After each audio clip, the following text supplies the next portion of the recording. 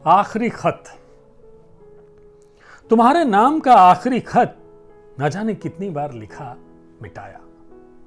हर बार जताना चाहा अपना गुस्सा, पर कुछ इस तरह कि तुम उदास ना हो जाओ कहीं। मैं जानती हूं, तुम जानते हो, दिल जानता है उदासियां व्यर्थ हैं। मात्र उदास हो जाने से ही नहीं बदल सकती होनी। होता है कहीं कुछ तो इन उदासियों का खामोशी से मायूस समर्पण। मायूसी का भंवर निगल लेता एक ही झटके में, पर डुबोता धीरे धीरे कि दर्द की तलहटी में सहम बैठ जाए उम्मीदों का कलेजा, और डूबते उतराते निर्जीव हो बिखरने लगे इच्छाओं के पर। यकायक खो गए शब्दों के मायने, सुर्ख यादें झर रही पीले पत्तों सी। व्यथित हृदय पूछता सवाल, दोषी कौन? बहते जवाब अर्थ बन मुर्दा आंखों से।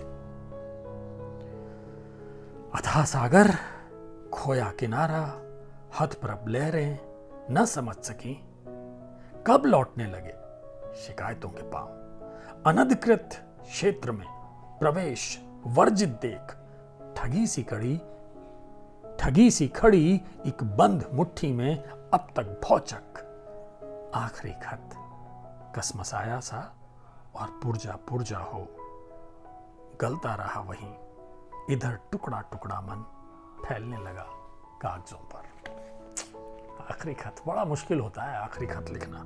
मैं समझ सकता हूँ, कई बार मैंने भी लिखने की कोशिश की, पता नहीं किस किस के लिए, कि आखिरी खत लिख दूं। लिखा नहीं जाता, छोड़ देते हैं, छोड़ रहने जाने दो। चलिए, तो ये जो आखिरी खत कविता थी, ये मेरी नहीं थी, ये प्रीति अज्ञात हैं, इनके इस कविता संग्रह से ली है, और इसका शीर्षक है, संग्रह का नाम है मध्यांतर।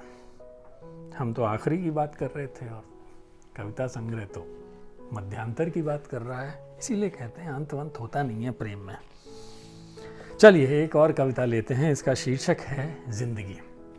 मैंने देखे हैं सपने बनते हुए लोग, मैंने देखे हैं सपने बनते हुए लोग, और ढहते हुए ख्वाब, जगमगाती हुई एक रात, और सिसकते जज्बात, मचलते हुए अरमान और टूटता आसमान। मैंने देखे हैं सपने बनते हुए लोग, और ढहते हुए ख्वाब, जगमगाती हुई एक रात, और सिसकते जज्बात, मचलते हुए अरमान और टूटता आसमान। महसूस की है मुस्कुराहट में छिपी उदासी, और अंदर की बदहवासी, महफिल में बसी खामोशी, और हर एक कोना वीरान, हालात से चूर चूर और जीने को मजबूर। तब जाना इस राज को कि मुरझाए से कुछ चेहरे, हर पर बदलते रिश्ते, टूटते हुए घरौंदे, मायूसी की छाई बदली, भीगे हुए से पल ही तो प्रतिबिंब हैं उस शय का जिसे जिंदगी कहते हैं। अब क्या पढ़ा जाए? प्रीति अज्ञात जी। चलिए, वक्त हंसता रहा, आप ही की बात करते हैं। सितम पर सितम रोज ढाता रहा, वक्त हंसता रहा, मुस्कुराता रहा। तेज कदमों से वो दौड़ कर चल दिया, काट उस डाल को जिसने था फल दिया।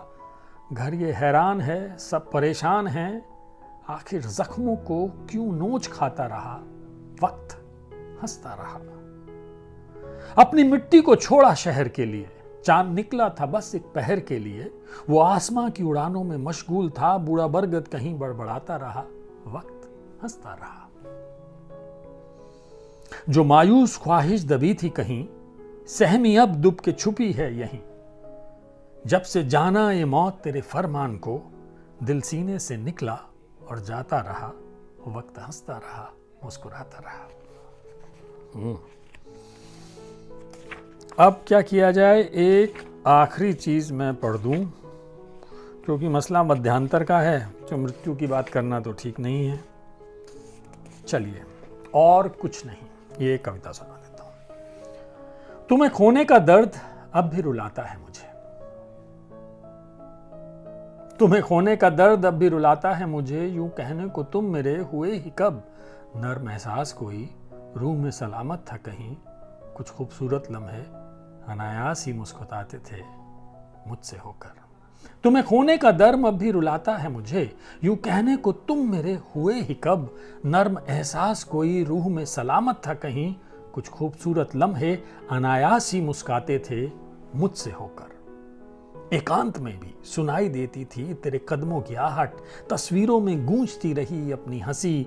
एक जोड़ी आंखें अब भी ताकती थीं शरारत से, एक हथेली उम्मीद से भरी थी मेरी।